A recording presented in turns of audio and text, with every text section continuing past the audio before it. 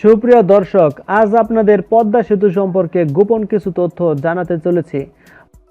এই ভিডিওটি দেখার আগে হয়তো আপনারা এইসব বিষয়ে জানতেন না। তো চলুন আমরা আজকে পদ্মা সেতু সম্পর্কে কিছু তথ্য জেনে আসি। এটি বিশ্বের অন্যতম খরস্রোতা ও জটিল প্রকৃতির নদী পদ্মা। এর বুকে সেতু নির্মাণও তাই একটু জটিল। এজন্য পদ্মা সেতুর তদারক থেকে শুরু করে নির্মাণ প্রক্রিয়ায় দেশের এবং বিশ্বের সেরা মেধাগুলোকে যুক্ত করার চেষ্টা করা হয়েছে। বড় অবকাঠামো নির্মাণে অভিজ্ঞ বহু দেশের নাগরিকরাই এই প্রকল্পে কাজ করেছেন। ভারী যন্ত্রপাতি বাংলাদেশে নেই, তাই সবগুলোই এসেছে বিদেশ থেকে। তবে রড, সিমেন্ট সহ অনেক মালামাল দেশেই তৈরি। সেতু বিভাগ সূত্রে জানা যায়, বর্তমানে পদ্মা সেতু প্রকল্পের নদী শাসন ও মূল সেতুর কাজে 4,000-এর বেশি কর্মী কাজ করছেন। এর বেশিরভাগই বাংলাদেশি। এর বাইরে চীনের কর্মী আছেন 1,000-এর মতো। এছাড়া জার্মানি, অস্ট্রেলিয়া, নেদারল্যান্ডস ও যুক্তরাষ্ট্রের লোকজনও কাজ করেছেন। পরামর্শক দলে কাজ করেছেন কম বেশি 14টি দেশের প্রকৌশলীরা। দেশগুলো হচ্ছে Bangladesh, Australia, New Zealand, Philippine, Malaysia, দক্ষিণ Korea, Taiwan, Singapore, Bharat, Nepal, যুক্তরাজ্য, কানাডা, ইতালি ও নেদারল্যান্ডস। ঠিকাদারের প্রতিটি কাজের মান যাচাই করেন পরামর্শকেরা। তাদের সন্তুষ্টি ছাড়া কোনো কাজেরই সনদ মিলবে না, আর সনদ না মিললে ঠিকাদারও বিলও পাবে না। ঠিকাদার, পরামর্শক ও সেতু বিভাগের কর্মকর্তাদের বাইরে 11 সদস্যের একটি বিশেষজ্ঞ কমিটি রয়েছে। কয়েক মাস পর পর বৈঠক করে প্রতিটি প্রকল্পের গুরুত্বপূর্ণ কারিগরি বিষয়ে পরামর্শ দেওয়া হয়। প্রয়োজন হলে কাজের মূল্যায়ন করে। শুরু থেকে মৃত্যুর আগ পর্যন্ত এই কমিটির প্রধান ছিলেন প্রয়াত জাতীয় অধ্যাপক জামিলুর রেজা চৌধুরী। তার মৃত্যুর পর এই কমিটির প্রধান হয়েছেন বাংলাদেশ প্রকৌশল বিশ্ববিদ্যালয়ের পৌরকৌশল বিভাগের সাবেক শিক্ষক অধ্যাপক এম শামীম জে বসনিয়া। এই কমিটিতে বাংলাদেশের 6 জন এবং বিদেশের 5 জন বিশেষজ্ঞ আছেন। বিদেশিদের মধ্যে জাপান, যুক্তরাষ্ট্র, নেদারল্যান্ডস ও ইতালির সদস্যও আছেন। মালামাল ও যন্ত্রপাতি। প্রকল্পের কাজে ব্যবহৃত স্টিলের সব কাঠামো চীন থেকে এসেছে। রেলের গার্ডার এসেছে লুক্সেমবার্গ থেকে। প্রকল্পে যত রড ব্যবহৃত হয়েছে এর সবই বাংলাদেশি। এছাড়া সিমেন্টও সব বাংলাদেশ থেকে ব্যবহার করা হয়েছে। তবে অস্ট্রেলিয়া থেকে কিছু অতি মিহি সিমেন্টও ব্যবহৃত হয়েছে। সংযোগ সড়ক সহ কিছু স্থাপনা নির্মাণে মধ্যপাড়া কঠিন শিলাখনি থেকে পাথর ব্যবহার করা হয়েছে। এর বাইরে বেশিরভাগ পাথর ব্যবহৃত হয়েছে ভারত, দুবাই, ওমান ও ভিয়েতনামের। পৃথিবীতে যত বড় ড্রেজার ব্যবহৃত হচ্ছে, এর মধ্যে অন্তত 3টি পদ্মা সেতুর কাজে ব্যবহৃত হয়েছে। এগুলো নেদারল্যান্ডস থেকে আনা হয়। পাইলস বসানোর জন্য হাইড্রোলিক হাতুড়ি এসেছে জার্মানি থেকে। সবচেয়ে বড় হ্যামারটির ক্ষমতা 3000 কিলোজুল। এর বাইরে যুক্তরাষ্ট্র ও যুক্তরাজ্য থেকে আনা যন্ত্রপাতিও ব্যবহৃত হয়েছে। আর বাকি সব যন্ত্রপাতি চীনের। বিভিন্ন সময় 17টি বড় বড় ক্রেন ও ভারী যন্ত্রপাতি একসঙ্গে কাজ করেছে। এর মধ্যে সবচেয়ে বড় ভাসমান ক্রেনটি প্রায় 4000 টন ক্ষমতা সম্পন্ন। এটি দিয়ে 3200 টন ওজনের ইস্পাতের স্প্যান বসানো হয়েছে। বিশ্বের গভীরতম পাইলসের সেতু। পদ্মা সেতুর পাইল বা মাটির গভীরে বসানো ভিত্তি এখন পর্যন্ত বিশ্বের গভীরতম। সর্বোচ্চ 122 মিটার গভীর পর্যন্ত গেছে এই সেতুর অবকাঠামো। সেতু নির্মাণের ক্ষেত্রে বিশ্বে এটি এক অনন্য সংযোজন। এরকম আরও বিশেষ কিছু বৈশিষ্ট্যের কারণে এই সেতু বিশ্ব জুড়ে প্রকৌশল বিদ্যার পাঠ্য বইয়ে ঠাঁই করে নেবে বলে মনে করছেন প্রকৌশল বিশেষজ্ঞরা। প্রকৌশলীরা বলেছেন, বাংলাদেশ পলিমাটির দেশ, যে কারণে পানির গভীরে শক্ত মাটি পাওয়া যায় না। এর ফলে পাইল গভীর করতে হয়। বাংলাদেশ প্রকৌশল বিশ্ববিদ্যালয়ের পৌরকৌশল বিভাগের অধ্যাপক খান মাহমুদ আমান জানিয়েছেন, পদ্মা সেতুর মতো সেতু দুনিয়ার কোথাও নেই বলা যায়, কারণ এর কারিগরি চ্যালেঞ্জগুলো অন্য কোনো সেতুতে ছিল না। পদ্মা সেতুর পাইল বিশ্বে গভীরতম। এই কাজ ছিল সবচেয়ে চ্যালেঞ্জিং। যমুনা নদীর উপর বঙ্গবন্ধু সেতু যখন হয়, তখন সেটির পাইলও ছিল বিশ্বে গভীরতম। এখন পর্যন্ত সেতু বিশ্বে গভীরতম বৃত্তি সেতু বলা যেতে পারে। এই বৈশিষ্ট্যের কারণে পদ্মা সেতু বিশ্বের বিভিন্ন দেশে প্রকৌশল বিদ্যার পাঠ্য বইয়ে অন্তর্ভুক্ত হবে বলে আশা করা যাচ্ছে। বর্তমানে এক্সপ্রেস ওয়েকেও সেতু হিসেবে গণ্য করা হয়। সে কারণেই বিশ্বের দীর্ঘতম সেতুর তালিকা করা এখন অনেকটা কঠিন। তবে এটি নিশ্চিত করে বলা যায় ইন্দো গাঙ্গেয় সমভূমিতে নির্মিত দ্বিতীয় বৃহত্তম সেতু হতে চলেছে পদ্মা সেতু। ভারতের উত্তর ও পূর্বাঞ্চলের বেশিরভাগ এলাকা, পাকিস্তানের পূর্বাঞ্চল, বাংলাদেশ ও নেপালের দক্ষিণাঞ্চল নিয়ে ইন্দো গাঙ্গেয় মালভূমি। ভারতীয় সংবাদ মাধ্যম এনডিটিভি ও টাইমস অফ ইন্ডিয়ার তথ্য অনুযায়ী ইন্দো গাঙ্গেয় সমভূমি অঞ্চলে দীর্ঘতম সেতুটি হল ভারতের আসামের ভূপেন হাজারিকা সেতু। ব্রহ্মপুত্রের শাখা লোহিত নদীর উপর নির্মিত 9.15 কিলোমিটার দৈর্ঘ্যের এই সেতু ভারতের উত্তর পূর্বাঞ্চলীয় রাজ্য আসামের সঙ্গে অরুণাচলকে যুক্ত করেছে। ভারতে গঙ্গা নামে পরিচিত আর বাংলাদেশে পদ্মা নাম ধারণ করা নদীর উপর নির্মিত এই সেতুর দৈর্ঘ্য 6.15 কিলোমিটার।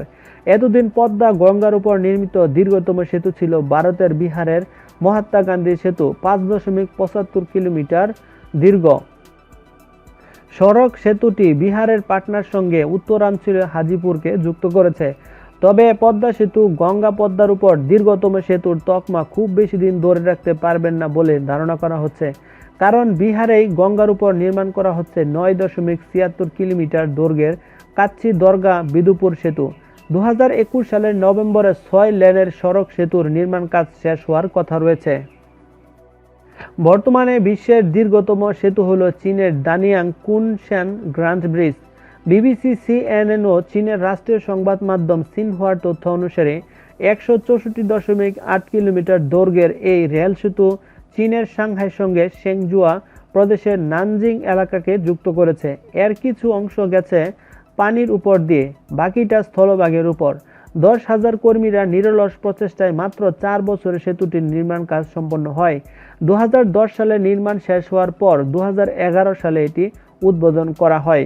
গিনেস ওয়ার্ল্ড রেকর্ড কর্তৃপক্ষ এই সেতুকে যে কোনো ক্যাটাগরিতে বিশ্বের দীর্ঘতম সেতু হিসেবে স্বীকৃতি দিয়েছে। চীনের উচ্চগতির ট্রেন চলাচল করে দানিয়াং কুনশান গ্র্যান্ড ব্রিজের উপর দিয়ে। প্রকৌশলীরা বলেছেন, এক্সপ্রেসওয়ে আর সেতু একই জিনিস, তা স্থলভাগের উপর দিয়ে যাক কিংবা জলভাগের উপর দিয়ে যাক। সেই হিসেবে চীনের দানিয়াং কুনশান গ্র্যান্ড ব্রিজ বিশ্বের দীর্ঘতম সেতু। তবে সড়ক ও রেল দুটো একসঙ্গে চিন্তা করলে পদ্মা সেতুর দৈর্ঘ্যের দিক থেকে বিশ্বের সেতুগুলোর মধ্যে প্রথম সারিতেই থাকবে। তবে প্রথম 10টির মধ্যে থাকবে কিনা সে বিষয়ে নিশ্চিত হওয়া যায়নি। সিএনএন এর তথ্য মতে বিশ্বের দ্বিতীয় বৃহত্তম সেতুটিও রেল সেতু। 157 কিলোমিটারের বেশি দৈর্ঘ্যের এই সেতু তাইওয়ানে। ওর উপর দিয়ে উচ্চ গতির ট্রেন ছুটে চলে। আর সড়কপথে বিশ্বের দীর্ঘতম সেতুর মুকুট থাইল্যান্ডের বাংনা এক্সপ্রেসওয়ের নামেই বোঝা যায় এটি ঠিক সেতু নয়, মহাসড়কের উপর আরেক মহাসড়ক। 6 লেনের 55 কিলোমিটার দীর্ঘ এই সেতুর নির্মাণ কাজ সম্পন্ন হয় 2000 সালে। গিনেস ওয়ার্ল্ড রেকর্ডের তথ্য মতে 2000 থেকে 2008 পর্যন্ত এটি বিশ্বের দীর্ঘতম সেতু ছিল। বর্তমানে এটি যে কোনো ক্যাটাগরিতে বিশ্বের 7ম দীর্ঘতম সেতু। সিঙ্গাপুরের সংবাদ মাধ্যম Straits Times of Guinness World রেকর্ডের ওয়েবসাইটের তথ্য অনুযায়ী পানির উপর নির্মিত বিশ্বের দীর্ঘতম সেতু হল হংকং জুহাইন ম্যাকাও সেতু। 55 কিলোমিটার দীর্ঘ এই সেতু উদ্বোধন করা হয় 2018 সালের ফেব্রুয়ারিতে। তবে সেতুটি কয়েকটি অংশে বিভক্ত, সাগরতলে টানেলও রয়েছে এর অংশ হিসেবে, তাই এই সেতুর নামের পাশে সামষ্টিক শব্দটি ব্যবহার করা হয়। পদ্মা সেতুর রং ধূসর কেন? পদ্মা সেতুর 41টি স্প্যান তৈরি হয়েছে চীনের হুবেই প্রদেশের শেংজুয়াংডাও শহরে। বাংলাদেশে এনে করা হয়েছে জোড়া লাগানো ও রং করার কাজটি। চীন থেকে আনার সময় স্প্যানের বিভিন্ন অংশের রং ছিল অনেকটা সোনালী। চীন থেকে বিযুক্ত অবস্থায় আনার পর দেশে জোড়া দিলে এক একটি স্প্যানের ওজন দাঁড়ায় 3200 টন। সেগুলো জার্মানির ক্রেন দিয়ে পদ্মা সেতুর পিলারের উপর বসানো হয়। পদ্মা সেতুর মূল কাঠামোর রং ধূসর। কেন এই রংটি বেছে নেওয়া হলো, তার পিছনে যুক্তি কি? উদ্বোধনের দিন এবং পরবর্তী সময়ে বিভিন্ন জাতীয় দিবসে পদ্মা সেতুতে আলোকসজ্জার পরিকল্পনা রয়েছে সরকারের। প্রধানমন্ত্রী শেখ হাসিনা পদ্মা সেতুর 2 প্রান্তে অত্যাধুনিক শহর গড়ে তোলার ঘোষণা দিয়েছেন। সেতুর রং বাছাইয়ের ক্ষেত্রে এসব বিষয় কাজ করেছে। পদ্মা সেতু প্রকল্প সূত্র বলছে, সাধারণ সব সেতুতেই সড়ক বাতি বা স্ট্রিট লাইট দেওয়া হয়, পদ্মা সেতুতেও সেটি থাকবে। তবে বাড়তি হিসাবে এই সেতুর বিভিন্ন স্থানে নানা রঙের আলোকসজ্জার ব্যবস্থা থাকবে। সেতু কর্তৃপক্ষ চাইলে স্বাধীনতা ও বিজয় দিবসের মতো জাতীয় উৎসবে আলোকসজ্জার সুযোগ থাকবে। এটাকে বলা হচ্ছে আর্কিটেকচারাল লাইটিং। দুবাইয়ের সুউচ্চ ভবন বুর্জ আল খলিফা টাওয়ারের আলোর মাধ্যমে বিভিন্ন দেশের জাতীয় পতাকা ফুটিয়ে তোলা হয়। পদ্মা সেতুতেও একই আলোকসজ্জার ব্যবস্থা করা হচ্ছে। নাম প্রকাশে অনিচ্ছুক সেতু বিভাগের এক কর্মকর্তা বলেছেন, 200 রঙের মধ্যে আলো ফেললে বেশি ফুটে উঠবে, এজন্যই এই রং দেওয়া হয়েছে। রং সরবরাহ করছে যুক্তরাষ্ট্রের একটি কোম্পানি। তিনি বলেছেন, এই রং 25 বছর স্থায়ী হবে বলে নিশ্চয়তা দেওয়া হয়েছে। পদ্মা সেতু দেখতে অনেকটাই ইংরেজি বর্ণ এস এর মতো। এর পিছনের কারণ হিসেবে কর্তৃপক্ষ বলছে, সেতু সোজা হলে রাতে যানবাহনের চালকদের ঝিমুনি আসতে পারে। তারা যেন চলার সময় সতর্ক থাকেন, এই জন্য কিছুটা বাঁক দেওয়া হয়েছে। সাধারণত বেশি দীর্ঘ সেতু একটু বাঁকানো আকৃতির তৈরি করা হয়। কয়েকটি বিষয় হলো সৌন্দর্য বর্জন, এস আকৃতির হলে সেতু দেখতে সুন্দর দেখায়। হংকং জুহাই ম্যাকাও সেতুর আগে পানির উপর বিশ্বের দীর্ঘতম সেতু ছিল যুক্তরাষ্ট্রের লুইজিয়ানার লেক পঞ্চার ট্রেন কজওয়ে। দুটি পাশাপাশি সেতুর সমন্বয়ে গঠিত এই সেতুর দৈর্ঘ্য 38.15 কিলোমিটার। তবে হংকং জুহাই ম্যাকাও সেতু এবং লেক পঞ্চার ট্রেন কজওয়ে দুটি সেতুই সড়ক সেতু। আন্তর্জাতিক সংবাদ মাধ্যমগুলোর তথ্য অনুযায়ী সড়ক ও রেল যোগাযোগ উভয় মিলে বিশ্বের দীর্ঘতম সেতু হল চীনের উহু ইয়াংশি রিভার বেস। 10.5 কিলোমিটার দীর্ঘ এই সেতুর ইয়াংশি নদীর উপর নির্মাণ করা হয়েছে। এর নির্মাণ কাজ শেষ হয় 2000 সালে। গিনেস বুকেও বিশ্বের দীর্ঘতম সড়ক ও রেলপথ সেতু হিসেবে এই সেতুর নাম রয়েছে। অন্যান্য ক্যাটাগরির সেতুর তুলনায় বিশ্বে এই ধরনের সেতুর সংখ্যা খুবই কম। সেদিক থেকে পদ্মা সেতু এই ক্যাটাগরিতে সামনের সারিতে থাকবে।